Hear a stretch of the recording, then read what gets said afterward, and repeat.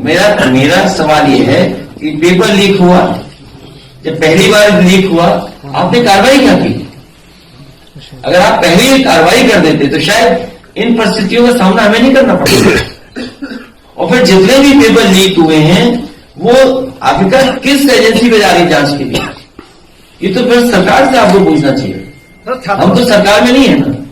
नकल माफियाओं पे कुछ कहेंगे आपके कि नकल माफियाओं के कारण ये लगातार जो पेपर लीक की समस्या सामने आ रही है? देखिए, सबसे बड़ी बात है कि परीक्षा जो पेपर लीक हुआ है 60 लाख की लगभग कोई मामूली नंबर नहीं है। इतनी तो देशों की आबादी भी नहीं होती है। सोचिए, उनके भविष्य के साथ खिलवाड़। आप उनके भविष्य के साथ क्यों खिलवाड़ कर रहे हैं? और ये सोची समझी रणनीति भारतीय जनता पार्टी की कि लोगों को निराश करो, लोगों को दुखी करो। लोकसभा मैंने आपको गणित बताया, 60 लाख अगर हम हिसाब किताब मां बाप को भी मिला दें तो 1 करोड़ 80 लाख होते हैं। और 1 करोड़ 80 लाख को अगर हम डिवाइड कर दें 80 से लोकसभाओं से तो 2,25,000 गिनती आती है।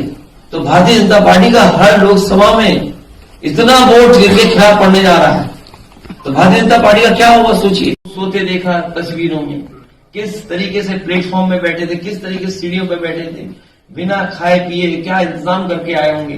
सोचो कितना परेशान किया आपने, किससे उधार लेकर के आए होंगे। ये गरीब बच्चे हैं, गांव के बच्चे हैं। इसीलिए मैंने कहा कि जब अग्निवीर व्यवस्था लागू हुई है उससे पहले भारतीय जनता पार्टी ने डेटा का एनालिसिस की कि आखिरकार फौज में कहां के बच्चे भर्ती होते हैं। फौज में सभी बच्चे गांव के भर्ती होते हैं।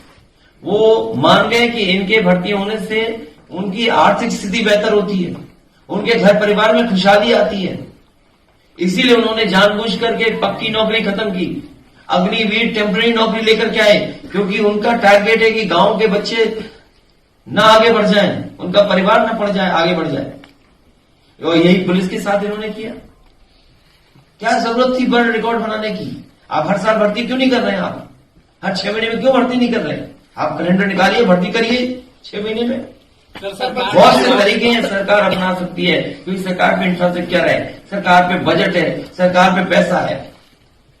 अध्यक्ष जी, एक पत्रकार ज्योतिरादित्य साहू के पर सरकार ने एफआईआर भी की थी। उन्होंने 2-2 लाख रुपए में नौकरी बेचने वाले दलालों का स्कैंडल किया था। उनके सरकार ने एफआईआर कर दी। वीडियो आया था जिसमें भारतीय जनता पार्टी का ही वो पदाधिकारी था या सदस्य था जो इस तरह से पैसा वसूल रहा था, जो पकड़ा गया था। उस पत्रकार पे एफआईआर भी हुई। वो इसलिए हो गई क्योंकि सरकार अपना छिपाना चाहती। जो सरकार प्रेस के लोगों पे दबाव बनाई वो लुटाने सरकार है। इसीलिए मैंने कहा कि सरकार दे रही है दाना, फिर गाओ उसका गाना। कि जब समाजवादी सरकार में बहुत जल्दी नौकरी देनी थी और कई बार परीक्षा देने में और परीक्षा का पूरा कराने में बहुत समय चला जाता है, उस समय फैसला लिया गया था कि मेरिट पर अगर नौजवान चाहें और उनकी मांग हो तो सरकार को इस पर विचार करना चाहिए कि जिस तरीके से पहले पुलिस की भर्ती हुई थी कोई उंगली नहीं उठा सकता। समाजवादी सरकार में जो भर्ती हुई थी उसमें किसी ने उंगली नहीं उठा सकी, कोई उंगली नहीं उठा पाया और मेरिट के पर भर्ती कर दी थी। हाई कोर्ट, सुप्रीम कोर्ट तक लोग गए थे उस भर्ती को रुकवाने के लिए, लेकिन सुप्रीम कोर्ट से भी वो क्लियर होकर के आई थी और भर्ती हुई थी। अगर 60,000 बच्चों का भविष्य का सवाल है और सरकार 6 महीने बाद परीक्षा कराएगी, अब कई महीनों बाद परीक्षा कराएगी। सरकार के पास वो नियमावली बनी रखी है पूरी। अगर सरकार चाहे तो 2 महीने 3 महीने में भी नौकरी नौजवानों को दे सकती है। तो कम से कम सीटें सरकार बढ़ाए और मेरिट से नौकरी दे दे, वो नौकरी में कोई उंगली भी नहीं उठा पाएगा।